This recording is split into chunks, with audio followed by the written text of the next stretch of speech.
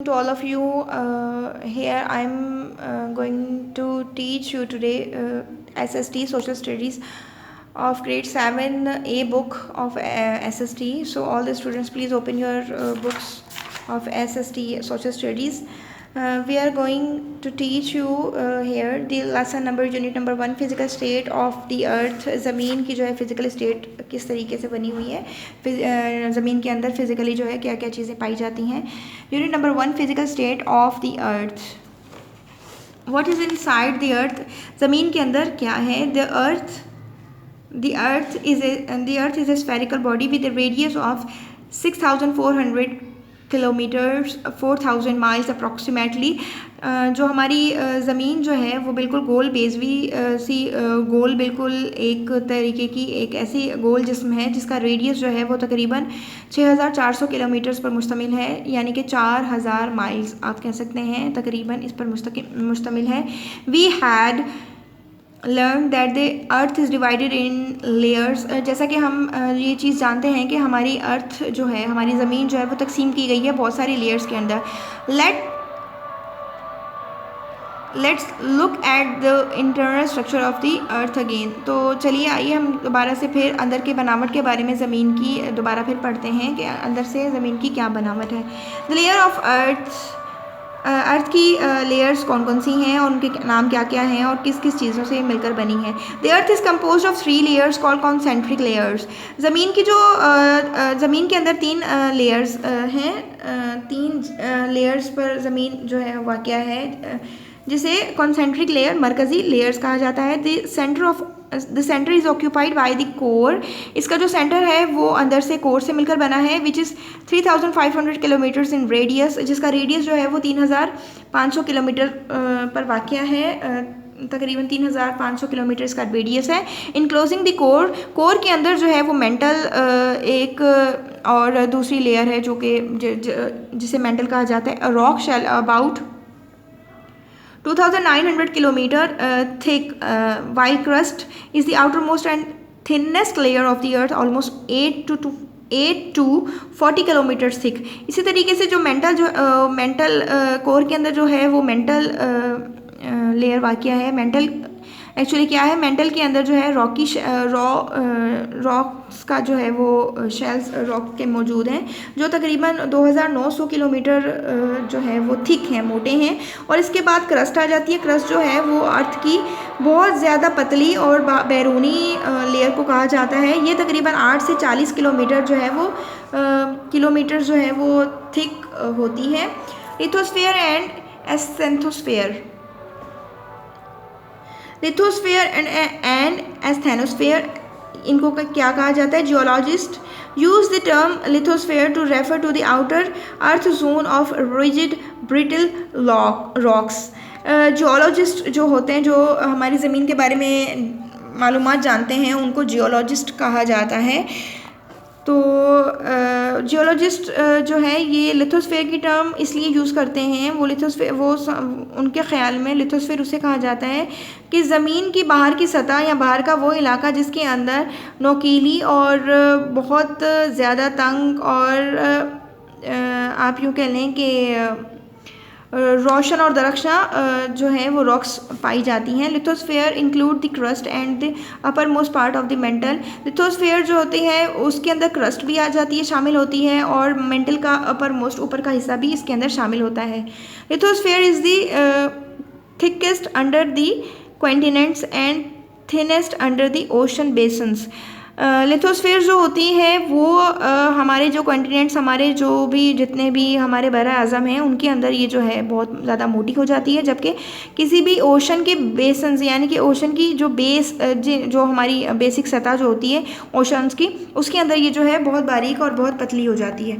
ये आपको अंदाज़ा हो रहा होगा इस जो ये जो ग्राफ बनाया गया है इसके अंदर आपको ये दिखाया जा रहा है कि किस किस तरीके से कौन सी लेयर जो है वो अर्थ के अंदर मौजूद है.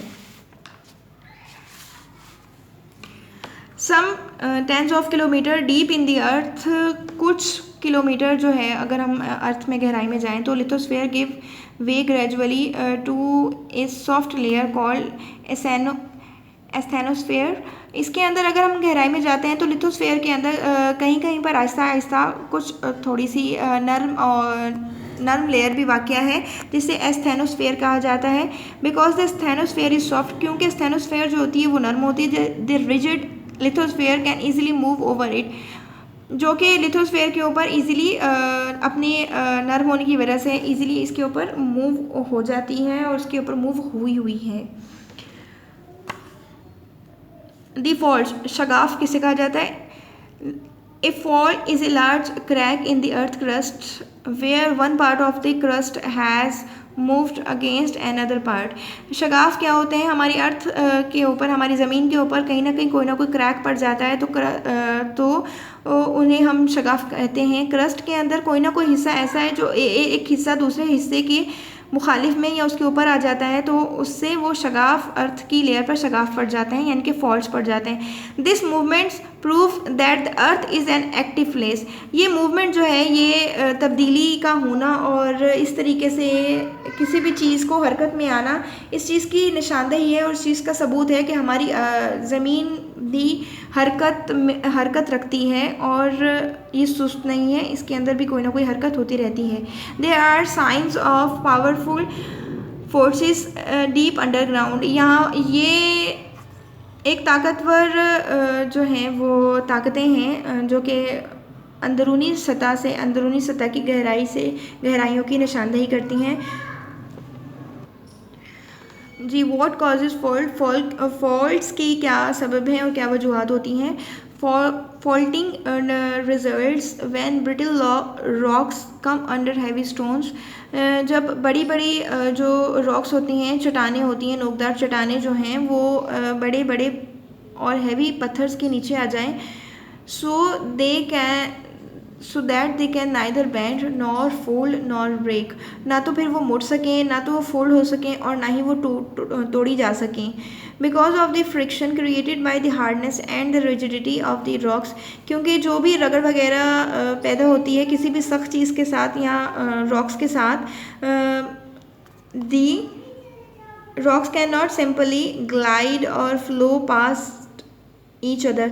तो इस रॉक्स के अंदर कोई भी किसी भी किस्म की हरकत वगैरह पैदा नहीं हो रही होती, वहाँ से किसी भी चीज़ का गुजरना नहीं होता है। Thus A stress build up in the rock, इसी तरीके से दबाव, रॉक्स के अंदर जो है दबाव पैदा हो जाता है। And when if reach a level that exceed the strain threshold, जब ये थ्रेशोल्ड के लेवल को पहुंच जाती है और उसके अंदर बहुत ज़्यादा खिंचाव पैदा होना शुरू हो जाता है इन रॉक्स के अंदर, the accumulated potential energy release, तो इसके अंदर एक ख़ास किस्म की ताकत जो है, ताकतवर पावर और उसकी एनर्जी जो है वो इसके अंदर से बनना शुरू हो जाती है।